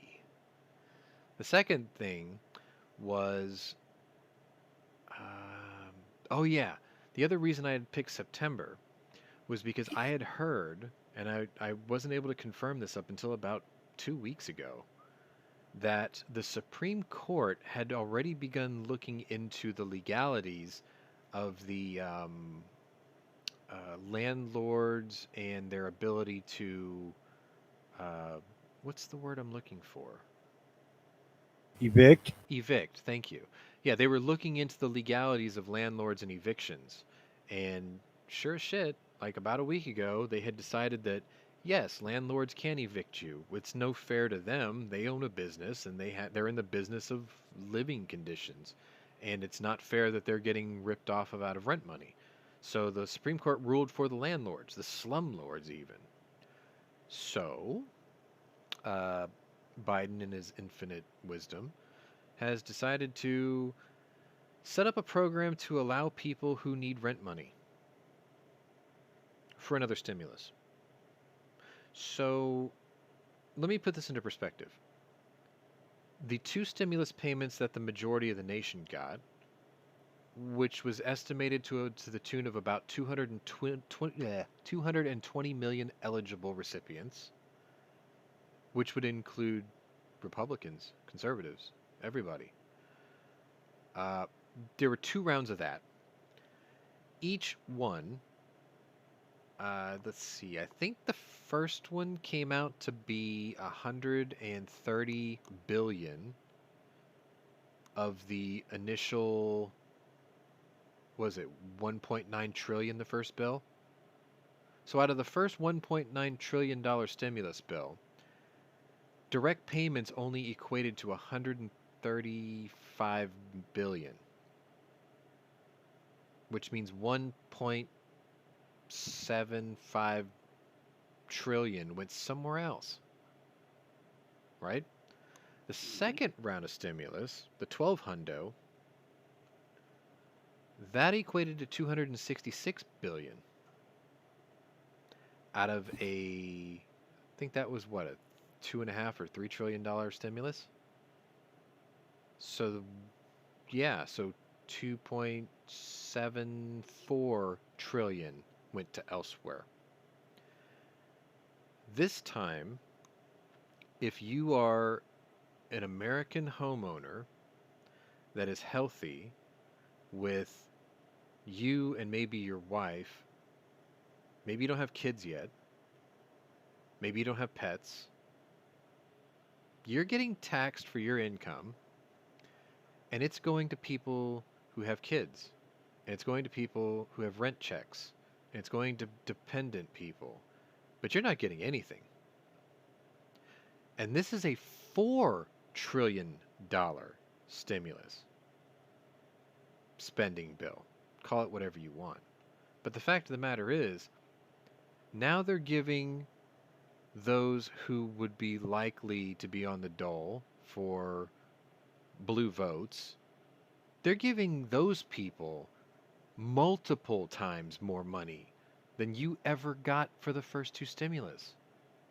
So not only are they insulting you by not giving you your hush money, but they're giving those who are getting it a whole lot more than you got, both times combined times 2 or 3. How does that make you feel? Are you angry enough yet? Are you mad enough yet? Because when I read stories like this, that's the first thing that pops into my head. Like, instead of just getting angry, and instead of just, screaming at the top of my lungs, I got to the point where I just answer the question, or I ask the question, are you mad enough yet? And it's a simple question. It's a yes or no. Are you mad enough yet? Are you done being bent over and having your chocolate starfish pounded by the government for nothing in return? It's your money. They're taking your money in the form of taxes and just handing it out to others. I think they call that wealth distribution, right? Redistribution. Redistribution.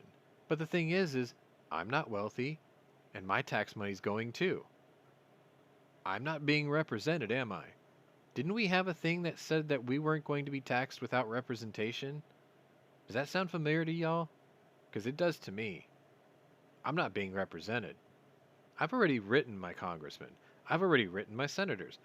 I even, because I do this out of habit, I even wrote the president. And I'm going to get my monogrammed signed photo of the president with the little White House care package. I don't know if you know this, but anytime you write the president of the United States, you always get a response. It's not handwritten. It's canned. But I've had one from every president since George Herbert Walker Bush, because I thought it would be cool to have a collection of these things. So I write every president, whether I agree with them or not. And I wrote Joe Biden. And I wrote to him about that Marine Stewart guy, the one that's resigning effective 11 September 2021, because he will not follow that man into battle. He will not take an order from that man. He stands for something.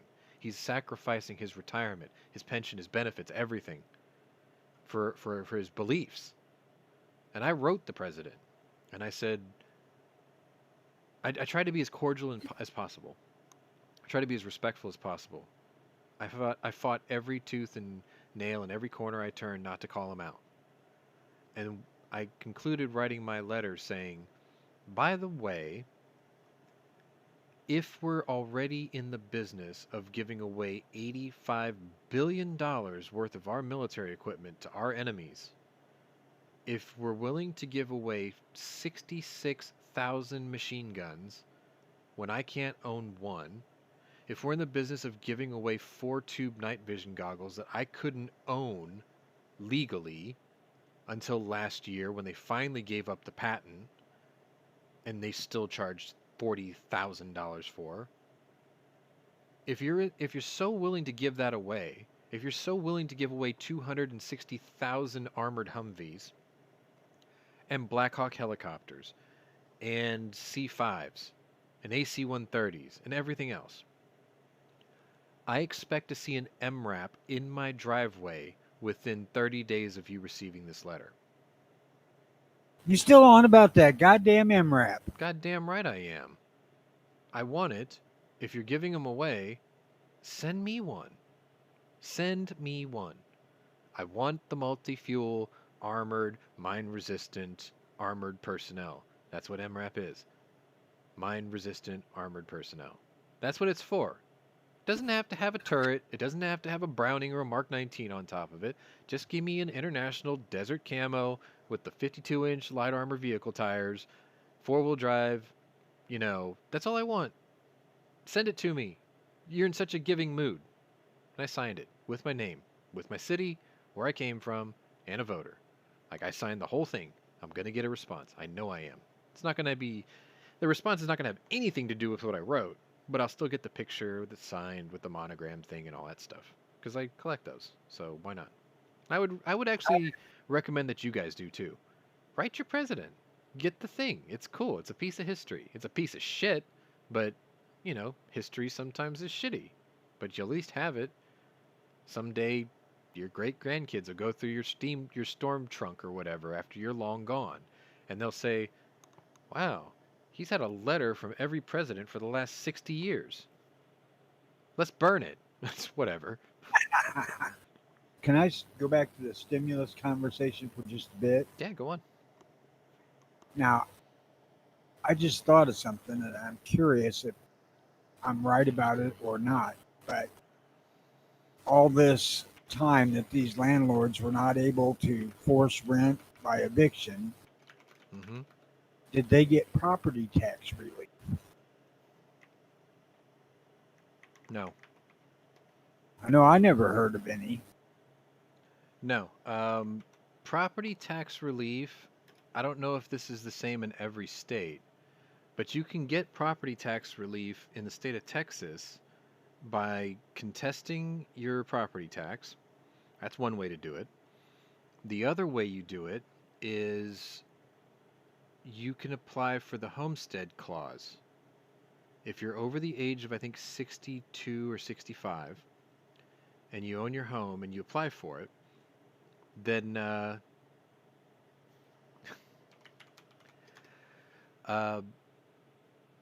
what'll end up happening, like in Texas, this is what I did, is you apply for it, you get it, and anytime there is a increase in property taxes in your area, you don't get the increase. So when I bought my place, I put the house in my dad's name because he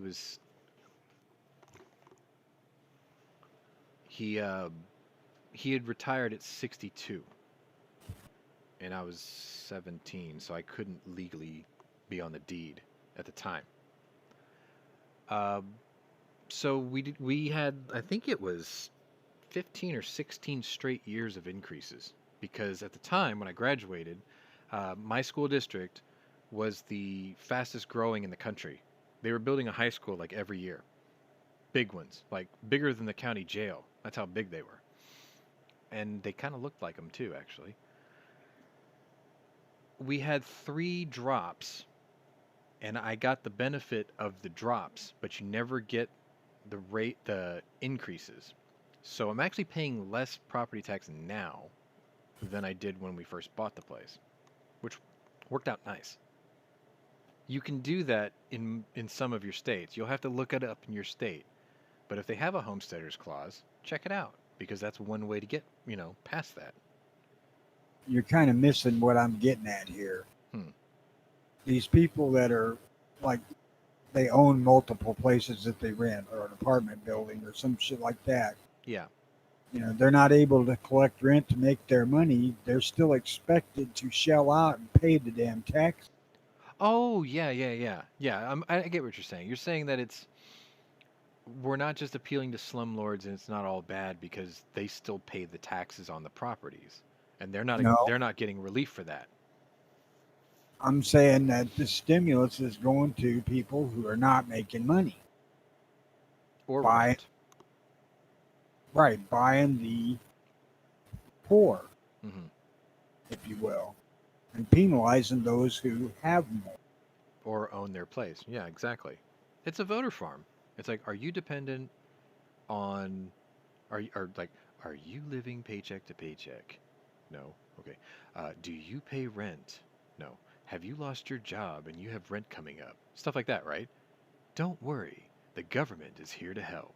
Wow, that sounds like a commercial, doesn't it? Um, but yeah, the government's here to help. Don't worry. Big Brother will take care of you. Enjoy your Soylent There Green, you go. right? Yeah. Enjoy your Soylent Green. That kind of thing. No, you're right. You're right. And that's how they voter farm because they want you dependent. They want your lips firmly planted on the government's teat. And they want you to drink that sour, fetid milk that they're feeding you. Because then you get sick. And then you're dependent on their healthcare system. The thing that Invest in Reynolds Wrap. baffles me is that at some point the scales got to tip where there's not enough taxpayer to pay the bill. Yes, and I'd sort of alluded to this before. If enough people in this country say, yes, I am mad enough, Congress has the power of the purse, right? They can take a bill that the president writes and say, we're not paying for that. That's their right. That's part of a check and balance that they have, correct? We do too. Yeah. Federal income tax is 100% voluntary. And if you feel like you're being taxed without being represented, and you can put together a coalition large enough to overthrow your taxation without representation, then that's you effectively saying, I'm not paying for that. Because the fact of the matter is you are paying for it. And where's your benefits? You're not getting any. And if enough of you start to realize that you're paying for something that you're not getting anything out of, you're not getting return on your investment, are you? Who willingly invests in something they know they will take a loss on? Like, who is that much of a philanthropist? Nobody. Unless you're George Soros, or Bill Gates, or Jeff Bezos, or Elon Musk. Are you sensing a pattern here? Anyway, yeah, I think if enough Americans get angry enough, the true insurrection of this nation will be, we're not paying our taxes because you're just wasting our money anyway. And I think it's not the individual taxpayer who has the power to make that happen. I think it's the state government. I think the states are going to say, the state of Texas will no longer send you the income taxes collected in our state. We're not going to do it. We're not going to let you come into our state to seize the assets of somebody who didn't pay their taxes. That's what it's going to take. 50 people in this country can stop everything. 50 governors can flip this whole table over by just saying, we're not going to force our citizens to pay your federal taxes anymore. That's what an insurrection really looks like.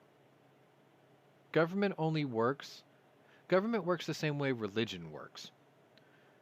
Actually, sorry, let me take that back. Government, the judicial system, and religion, they all work the same. They're all very carefully held together by faith. That's the only thing that makes any of it work. The belief in the system and the willingness to capitulate to that system and the trust in that system is the only reason it works. As soon as you lose trust in the system, you have anarchy. Think of empires that have fallen apart when the leadership fell apart. Think of religions that have come and gone millennia past because they decided that they had followed a false prophet or a false ideology or a false god, right? Think of a judicial system. Think of governments in like the split between Sudan and South Sudan, right? If you stop believing in the system, then you don't have one. And if you don't have one, you have a power vacuum. And in the middle of that vacuum, you have anarchy. And only the strongest fighter in that anarchy will be able to beat everyone back into line and say, I run this now. That's what insurrections look like. It doesn't start out of anger. It starts off of losing one's faith. Because that leads to the anger. That leads to getting off the couch, strapping up your boots tighter, maybe arming yourself. Maybe arming yourself with just a poster. Or maybe arming yourself with a rifle. Or maybe arming yourself with information. Whatever it is. Your battlefront, your weapon, your choice. Either way. All right, let's move on. Because we're dawdling. We I'm leading you to dawdle. Sorry. You know me. I don't like dead air. So I titled this one "In the President's Mansion," and the way I worded that is very specific to what I'm getting at. There is a dark horse in the DNC, and I like him.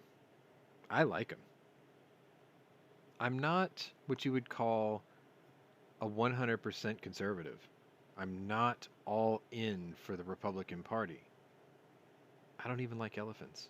Anyway, I don't like donkeys either.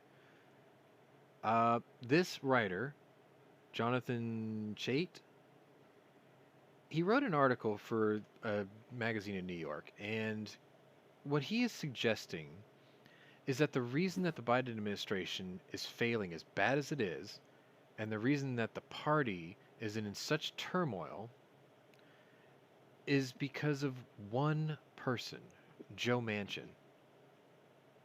Now think about this a minute. You have a party that's currently being run by a bumbling idiot and a former prostitute. Okay? These two people are running the White House. And they represent a party that is pushing a radical leftist agenda. They're adding letters to the LGBT, BLTQ, whatever community, and they're calling out anything that has to do with history or tradition or even common sense, right? They're just attacking everything. They want to put together this radical Green New Deal. They think that the meat at the grocery store, the meat you eat comes from the grocery store, but they don't think about where the meat came from before it got to the grocery store. They don't think about these things, right? They think that your kids need to learn about dressing up in the opposite sex's clothes in kindergarten. They think that people who wear men who wear makeup and wigs should be reading your children bedtime stories in kindergarten. Okay? These people, these Green New Deal type people, these people who keep telling you to buy an electric car, which is a laptop on wheels, but they don't tell you where the electricity comes from, because this nation's power grid and the backbone of this country still runs on coal, oil, and natural gas, by and large, coast to coast. Nuclear is a very small part of our energy. Solar, even smaller. Water, even smaller, right? We still run on coal and oil and natural gas, and yet we're chastising it. My state went into a deep freeze where almost everyone lost their power because they put in a group, they put a group in power that dealt with solar energy. And they deliberately cut the output and even shut down one of the reactors of one of Texas's 2 nuclear plants. And they cut the production of its natural gas power plants by 60% because they were like, don't worry, the wind and solar farms will make up the slack. Then the cold winter of February came and everyone had no power. People died from that. Kids died from the cold in a first world country because we were being managed by idiots. And yet no one has gone to jail. Nobody has gone to jail, and those people are still in power. Okay? That's a problem.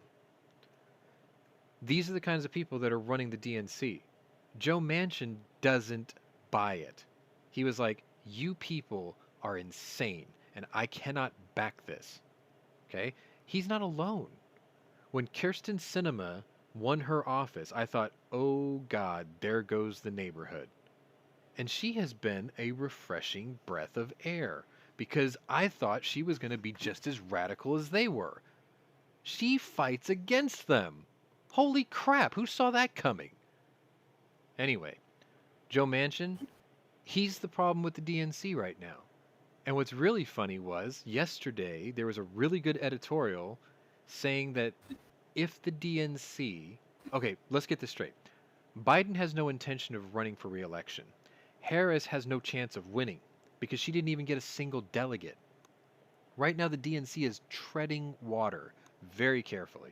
They're trying to decide, do we bury Biden via impeachment, by letting the Republicans do it and back them, and then say, hey, we backed your play. It's not our fault you let the woman who got 0 delegates become president of the country. They can play that off, right?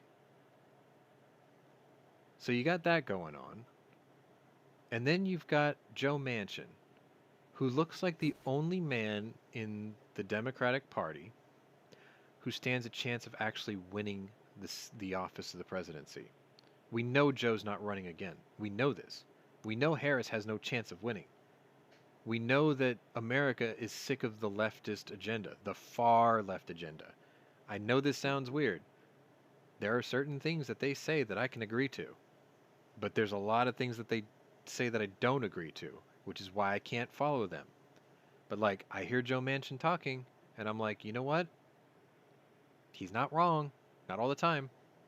I listen to, since Hawaii Volcano Squad is here, I listen to Tulsi Gabbard, and I think she's not wrong. I can relate to this. If she could put her anti-gun agenda aside, she makes a lot of sense to me.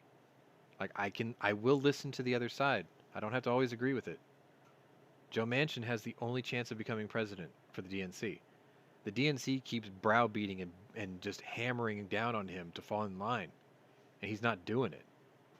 He's threatening to leave and switch sides.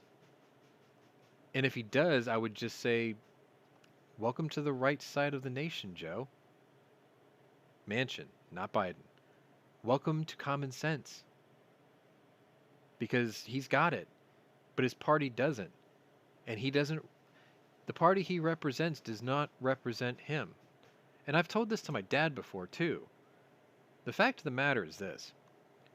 The Republican or the Democratic Party that your father or your grandfather grew up with, that used to tell you how great they were, like my dad, for instance, he grew up in the FDR generation, and he would tell you these things. I could see parts of what that administration had done, and I could say, okay, I can see why you would follow that. I'm not Japanese, so I don't have any skin in that game about internment. These people weren't beaten, they weren't gassed, they were just interred. Maybe that's a violation of their civil rights. But you know what? Shit happens during war, doesn't it? So anyway, if he switches sides, we should welcome him. If he runs for the DNC as president or as the presidential nominee, then we better have a guy with his shit screwed on tight. Because I don't even think Trump would attack Joe Manchin. I don't think he has anything he could attack him with. And if he runs, that would be one hell of a race. Me personally, I sort of believe that this is still a 50-50. Trump could run again. Maybe. He's betrayed the 2A community twice, though. He's lost 5 million votes, full stop. Just gone. So he's going to have a hard time winning. He would have to run on, I will abolish the NFA, the GCA, and get rid of the ATF. Then he would win. The other 50% is, he says, I'm going to back Texas Governor Greg Abbott as the next president of the United States. And his vice presidential candidate, Ron DeSantis. I could see that. I could absolutely see that. I could see that the meeting that they had when Trump came to Texas to look at the border, and Ron DeSantis was here with my governor, I could see the fact that there was a closed-door meeting, or maybe a conversation in a presidential limo, armored limo, where Trump looks at DeSantis and said, you're young, you're entertaining, you're energetic, and you're charismatic, but now is not your time. And he points to Abbott and say, follow this man to the White House. Be his vice president. Groom yourself to be his replacement in 8 years. I could see that. That's the bigger possibility to me. Anyway, that's all I got for that. Let's move on, shall we? I've got one last story for you to bring it all back around to the Southern Hemisphere. This is 4 September 2021. We are 1 week away from the 20th anniversary of 9/11. Don't think for a fact security isn't on a heightened status. Don't think for a fact, don't think for a minute that the intelligence agencies of the world are probably putting in double shifts, maybe triple shifts, constantly. Unless you're in Australia. Because in Australia, 9/11 hasn't happened yet. You see, in Australia, it's only the year 1984. Don't believe me? Government of South Australia is actually implementing a policy of using facial recognition software and geolocation to ensure that its citizenry follow their 14-day quarantine from travel. They're also doubling on keeping an eye on those who are not vaccinated. They're banning international travel, first of all. They're requiring you to quarantine for 14 days if you must travel and come back to the country. What does this sound like to you? They're watching you everywhere with facial recognition software. And they're further down on this, right there at the bottom. If they catch you and you're on this list, you have 15 minutes to call and prove you are where you are, or explain why you aren't there. My question is, or what? Like, or what? What are you going to do if I tell you, hey mate, go fucking pound sand, right? What if I told you that? Are they going to make my cell phone blow up and put one in my head? Just like in Law Abiding Citizen when Gerard Butler took out the judge? Man, was that a good scene. God, That was a good movie. that was a great movie. That guy, you know what that was? That was Falling Down 20 years later, wasn't it? That was Yeah. Gerard Butler's Falling Down movie. And it was great. You wanted the guy to win. If you haven't seen that movie, guys, that's the one I'm going to recommend for you all. Law Abiding Citizen. Gerard Butler, Jamie Foxx. There's one other really big name in there, but anyway, my point is, watch it, because Australia's turning into that. We recognize your face. Where the hell are you going? Nunya, right? Nunya, go away. Why are you watching me, you creepy stalker? Well, I'll tell you, if you think that any government that has that capability isn't already using it, No, I Oh, get yeah. it. I get it. What I'm driving at is they have refined it, and like the Democratic Party, they're not even trying to hide it. They're telegraphing their intentions, and nobody's stopping them. That's why they're doing that.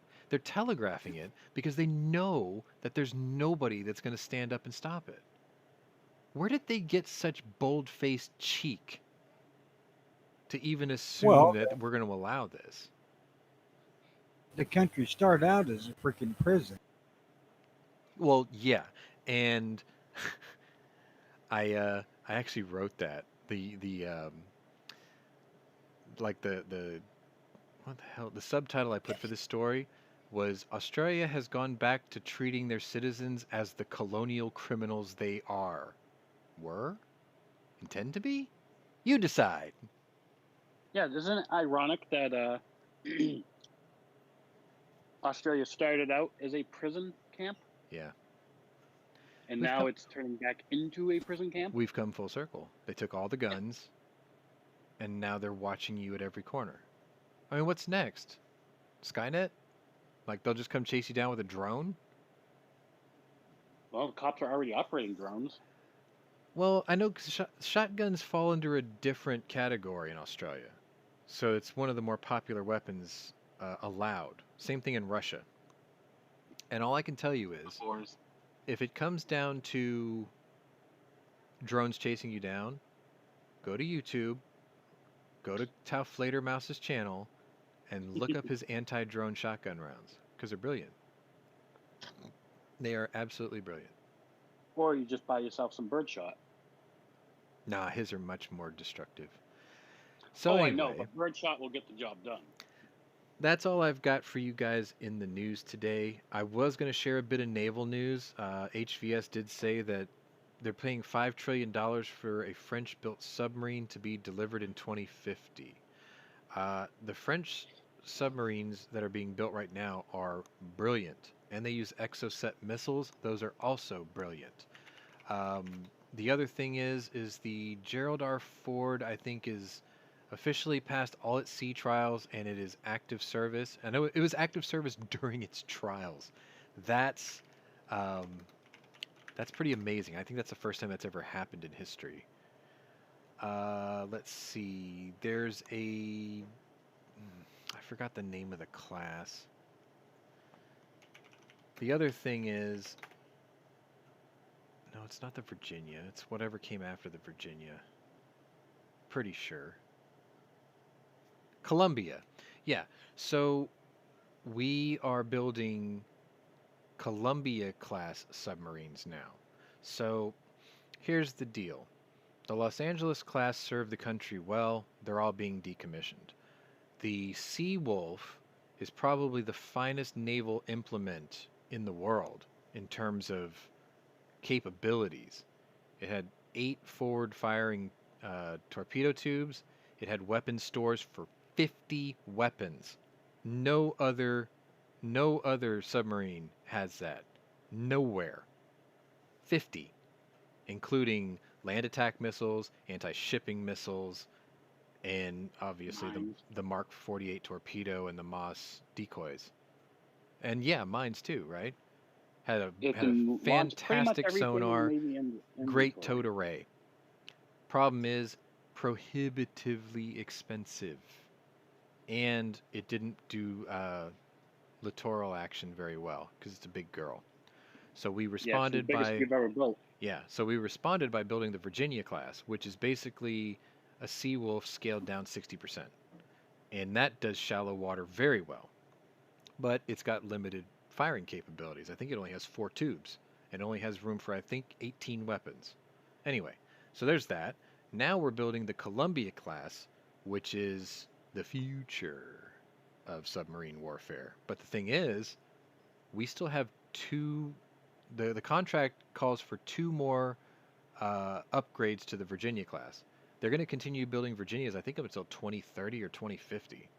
So this new one is just waiting in the wings. So yeah, about the whole budgeting thing, we got into this the other day in the regular chat, Lobby for Working Stiffs. Also, remember, if you want to join it, email below. Um, I have a tendency of feeling like destroyers have become obsolete, almost in the same way that battleships have become obsolete. Warfare has gone missile and man free, right? And I thought you can pretty much accomplish anything that a destroyer can do with a sub, more or less these days. Anti-aircraft thing, I pointed out the fact that the last time any destroyer shot down an aircraft was 1971. So yeah, I think destroyers are kind of going the way of the dodo. The supercarrier always has a place. The SSBN, SSGN, those always have a place because nothing will scare you worse than if you try to flex your new Chinese aircraft carrier and all of a sudden you see 8 periscopes pop up. Yeah, that would scare me. If I was a Chinese captain, I'd be pretty scared. It's a shame that the Seawolf was so expensive. I really do. I think that's the finest naval weapon ever made. Now, the Novgorod, the new Super Oscar, or the new Super Typhoon, I don't remember what chassis it is. I think it's an Oscar-based one. That's the scariest weapon ever produced. It's not the best one, but good God, is it scary. Like, that's a world-ending weapon. And it's scary that the Russians built it and we've got nothing to stop it. It's like the Shikval torpedo. That's the scariest thing I've ever seen. Thank God it's short range, because we'll hear it coming 3 times the distance before they can even close in to shoot it. But still, it's pretty terrifying. Anyway, Question is on all these decommissioned ships, are they going to drop them off in some bay over in North Korea? well, to quote a brilliant documentary, this is a photo of Vladivostok 3 weeks ago, and 2 weeks ago, and a week ago. Can you tell what's going on? They're selling them like hotcakes. So Dodge, it's going to be one man in a diesel sub against the American nuclear navy. Do I got the right man? Nope, Well, you sir, misquoted that. I know. It's like, well, sir, I think I'm going to get my ass kicked. God damn it, Dodge! I'm looking for a man with a tattoo on his dick. Well, as coincidence would have it, yes, you do have the right man. Anyway, yeah, I just thought that was funny. Okay, so let's get into the final segment of today, which is what are you doing the rest of the weekend? Because it's a 3-day weekend. Happy Labor Day, everybody. Anything I'm going going to on? be hitting up the gun shops, of course. Looking for Anything that tickles my fancy. Tony? Myself, I'm going to be playing fucking taxi driver all 3 fucking days. As you can tell maybe by my voice, I'm a little bit disgruntled about all this fucking driving Oh, shit. you're so excited. You can always get him an Uber. I ain't got no money. Wow. It's not your problem. They have the money. I know she's got the money. Why I got to take her? Don't mean I got to like it. Well, I've said this for 3 or 4 weeks straight. I think I'm going to load some 9mm. Probably not. Oh, well, what I know is it just broke 100 degrees outside, so I'm not going out there. Fuck that. Oh, HSB is pulling up your favorite. Huh. The IWI, very expensive shotgun. Oh, the TS-12. Yeah, I wouldn't mind having one. I don't have a use for it, but I'd love to have one. I think I'll buy one after I sell my Shockwave. Probably. Just for shits and giggles. I don't know. I'm in a couple of auctions now. I don't want to give it away in case I don't win it. But if I win it next week, I'll brag about this really cool gun that I might get. I'm not sure yet. It wouldn't have to be one out of Maine, would it? No. Because I saw that was available and somebody was bidding on it. No. The gun I'm buying is local. But it is pretty cool. I've wanted one for probably 3 or 4 years now. Only problem is I've run out of space on my walls to hang rifle racks, so I have to start prioritizing which ones are going to come down off the wall and back into their cases. Just put another $4,000 house. Well, one wall I've got, it's a little out of, like that rack is a little hodgepodge. So I've got my grenade fire Enfield, my jungle carbine, and I was trying to save the bottom 2 spaces because I still want a World War One Enfield, and I still want a number 4 Mark 1, and I still want a Lee Metford rifle, which means I would have a 5 rifle Enfield wall. Like I would have to add another hook somewhere. But I want to do that. I don't know. I like Enfields. I think they look cool. They're clunky as shit, but I still like them. But right now I've got the Krag and my Carcano Troop Special carbine on that rack, and they're kind of out of place because they're really small. I don't know. Like I need a bigger house, first of all. So that way I can hang like 10 racks, because that's what I really want to do. And then I really want to build a John Wick wall, damn it. Or a Punisher wall. Like I want to have like a one of those metal folding doors like a bank or like a banker's desk has. I want to be able to lift one of those and have like this metal white mesh wall in the back with all the hooks sticking out of it and all my modern guns on it with like a black light. You know, making the white parts of those little metal bars goes pop. I don't know. I like making my shit look like vodka bars. Cheap. Yeah, the light part's easy. It's the cabinet and the wall and the mesh and the guns. The guns mainly, because most modern stuff I've got are just ARs. That's the other thing. I got to finish building my. I'm building a second AR-10. I've probably talked about it before. But anyway, yeah, that's probably what I'll do. I got to give 2 dogs their medicated baths. I got to do a little bit of shopping. I got to do a little bit of reloading. I think I may record an update for the turret head stands that I bought from the Reloaders Network because I have it put together properly this time with the correct base and the correct top. And I think that's it. Like, I was going to buy beer yesterday, but then I chickened out. I was like, nah, I don't feel like it. So I might go do that today. I don't know. The last time I got a really bad headache, I thought maybe I'll just give this up. I know that sounds really strange coming from me, but 2 Saturdays ago was the first time I had a beer since Memorial Day. And it didn't go so well. I broke up with my girlfriend. I told her what I really thought about her.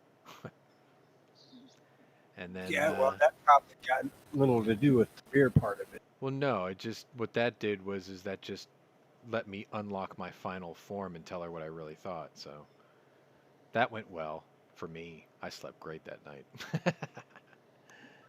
Anyway, okay, so you know what I'm going to do? I think I'm going to start playing this. And I'm going to thank you all today for coming and indulging us and letting us into your house for the last 2 hours and 7 minutes. I want to thank my panelists for being here and putting up with me just talking nonstop. You, the viewers, for listening to me talking nonstop. Remind you that we do this every Saturday from 10 to noon, and you are welcome to join my server at the email address below, maybe even become a panelist. If you're an old Gun Channels member and you use a new name, at least send me your old name so I know who you are. And we'll let you in. I'll send you a one-time invite code that you can join with. Also, you can see us every day at the Lobby for Working Stiffs and here on Saturdays. So until then, we'll see y'all later.